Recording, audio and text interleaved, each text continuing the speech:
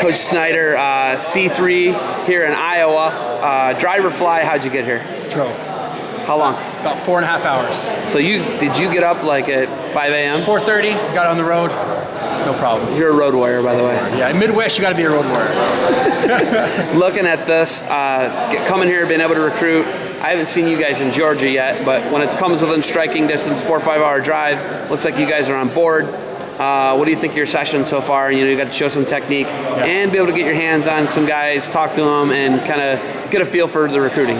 Yeah, no, it's great. There's obviously some really good wrestling up here in northern Iowa, and anytime we have an opportunity, to be in front of these guys and help out a little bit and get to know them at a better, deeper level, it's always great for us. So I enjoy it, and hopefully they get something out of it as well.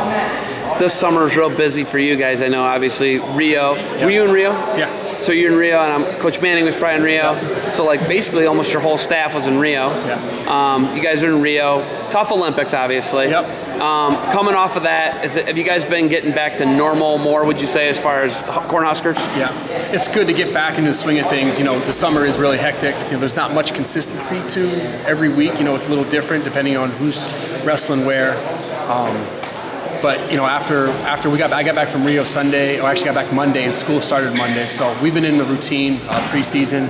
We've done a lot of strength and conditioning. We've been on the mat a couple times a week, and it's great to be back with our guys. We're excited about the guys we have in the room, and also the guys we're bringing in. That's obviously really difficult for you guys. You're putting a lot of energy into one guy, into Jordan. Yep. And then he falls short. He doesn't have the best Olympics. Are you pretty confident he's going to be back to old form? Absolutely. Yeah, he's, we learned some stuff. I know JB learned, from this. You never lose, right? You either win or you got to learn from it a little bit. I think JB is still young. He's still hungry. He's still passionate for the sport.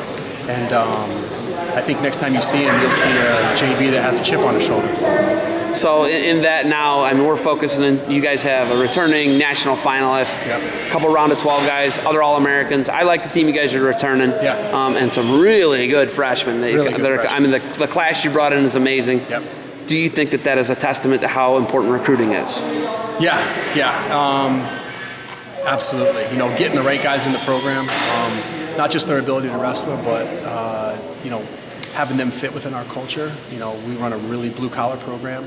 Manning has a really high standard for hard work day in and day out, and finding guys that can handle that, but also have the ability to score points at NCAAs, and handle their business in the classroom, in the community. And so we've got that now, and we're excited. Our freshman class is better than we expected. And it was highly touted coming in, but we're really pleased with their level of output, their level of work, and they're most of them are going to redshirt, and we'll see those guys in a year or two. In looking at you say that some of the guys are even better than you thought. Yes. How awesome is that when you bring a guy on campus and you're like, man, I knew he was really good. I just didn't know he was this good. What's that like for you? It's got to give some confirmation as to, hey, I'm doing my job. Yeah. But what's that like? What do you guys talk about as a coaching staff when you see that happen? Just happy. Obviously there's a lot of work to be done, but we feel really good about where these guys are. Like I said, a lot of them are better than we expected, and I think in their capacity to work, to handle the school, the balance of academics. We at Nebraska, we have a demand for academics, athletics, and community service. So to see how our guys are handling all that in stride is awesome. And their output in the room and on the track and in the weight room has been great. I think it speaks a lot to the existing culture that we have in our room. That's shown every day by our upperclassmen. They have the standard. They've internalized the standard, so to speak. And they know what it's like to work. And I think the young guys just came in and said, "There's no other way to do it but to put the work in." And I think that's what we've been most impressed with our freshmen, is just their ability to fall in line so quickly and their capacity to work. The RTC that you guys have built, the Regional Training Center in Lincoln, I think it's pretty good. You only had 2 medalists in 2015, which is pretty good. Yeah. I look at that and that structure, that infrastructure there for the postgraduate experience, how do you sell that to, a kid that's coming in, a Bo Bresky type guy, a guy like that coming in, how do you sell that to him? But I think it sells itself. I mean, if you want to come in and you want to compete for national titles and you want to compete to win world and Olympic medals, I think it speaks for itself. To be in the room with Jordan and James, and Austin Trotman you have there, I think, they see it. They can see themselves in there. They can see themselves doing the work, and they have the mentorship and the role models to do it. And so, they help our guys, and it turns out that our guys help them a lot too. But I think in general, we don't have to sell it; they see it. And I think that's the easiest sell is when they can see it happening. Nebraska, you guys haven't won a Big Ten title. I mean, Ohio State. I mean, if you just look at the Big Ten, obviously Iowa, Penn State, everybody knows is the best team 5 out of the last 6 years. What do you guys got to do to start nipping heels and bring a trophy back to Lincoln?